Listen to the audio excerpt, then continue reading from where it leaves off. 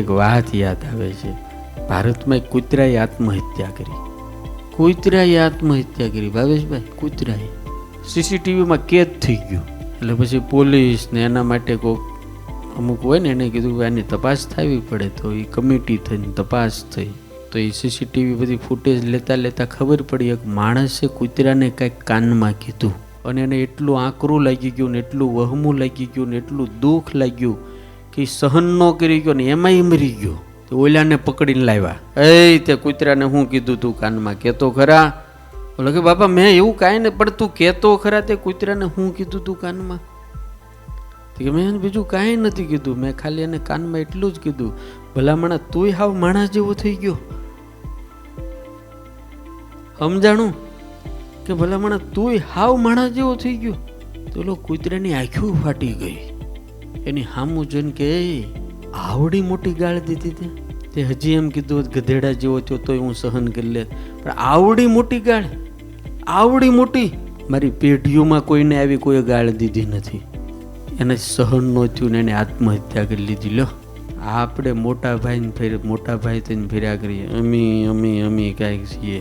પ્રાણીઓને ક્યારેક પૂછો બહુ સારું છે, બહુ સારું છે, આ બહુ સારું. એટલે આપણે વધારે સુખી એટલે છીએ કે આપણે પ્રાણીઓની ભાષા નથી સમજતા. જો સમજવા માંડીએ ને તો તરત રેશન કાર્ડમાંથી નામ કાઢીને આપણે જતા રહીએ એમ છીએ. આ વાત મેં જ્યારે વાંચી ને ત્યારે મને એમ થયું કે આહા, આપણે આટલી હદી હેઠે જતા રહ્યા છીએ. આપણે માત્ર ને માત્ર મતલબ માટે જ જીવવાનું. એવી 84 લાખની અંદર એક પણ પ્રાણીઓને પક્ષીને આપ્યું નથી, એટલું આપણને આપ્યું છે. આપણી ઉપર જે કૃપા કરી છે, હું કાયમ કહું, તમારે સુખી થવું છે તો આપણા હાથમાં છે. આપણે કેટલુંક જોઈએ, કેવું જોઈએ, સુખ તો આપણી પાસે. મસ્તીથી રહેતા શીખીએ, સમર્પણથી ભક્તિ કરતા શીખીએ, અને જ્યારે ડબલ રૂપ પ્રાપ્ત કરશું ને, ડબલ એટલે બારે અલગ અને અંદર અલગ, એટલે તમને ક્યારેય હક જ નહીં આવે. સમજાય છે ને? ક્યારેય હક નહીં આવે. જેવા છો એવા દેખાવ અને થોડાક ઉદાર થાવ. ઉદાર ભેગું કરવામાં મજા નથી મારા બાપ, દુનિયાનું ભલું કરવામાં મજા છે. રૂપિયા ભગવાન, મને એક ભાઈ એટલી મસ્ત વાત કરે, બહુ સેવા કરે, એટલે મારી કથા હતી, મેં એટલે તું આટલું બધું ખવડાવે. એણે એટલી મને વાત સરસ કરી. મને કે સ્વામી, બીજાને ભગવાન રૂપિયા સાચવવા માટે આપે છે અને મન વાપરવા માટે આપ્યા છે. આપણે માર્ચેન્ડિંગ હાલે બધા આંકડા મેળવવાની એને ન હોય. હે હવે માર્ચેન્ડિંગ અમારે હાલે તો હાલો, ત્યાં હાલશે કાંઈ? ચિઠ્ઠી ફાડશે ઉપરવાળાની, વેળા થાય તારે જવાની, આ સગું કુટુંબ બધું ભેળું મળીને ચમચી પાણી પાવાની, લોટ પાણીનો તને લાડવો મૂકશે, એ જરૂર હશે નહીં તારે ખાવાની, ભેગા મળીને બધા બાળી મૂકશે, ઉતાવળ હશે એને નાવાની.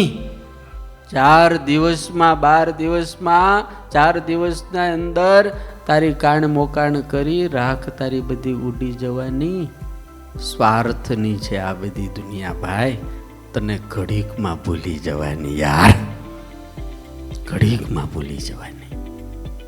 એટલે હું કાયમ કહું છું ભલુભાઈ હમણાંથી કે જેવા તમે ગુજરી જાહો, આપણે જેવા ગુજરી જાહું એટલે આપણા છોકરા સૌથી પહેલાં 7-12માંથી આપણું નામ કઢાઈ નાખવાના છે.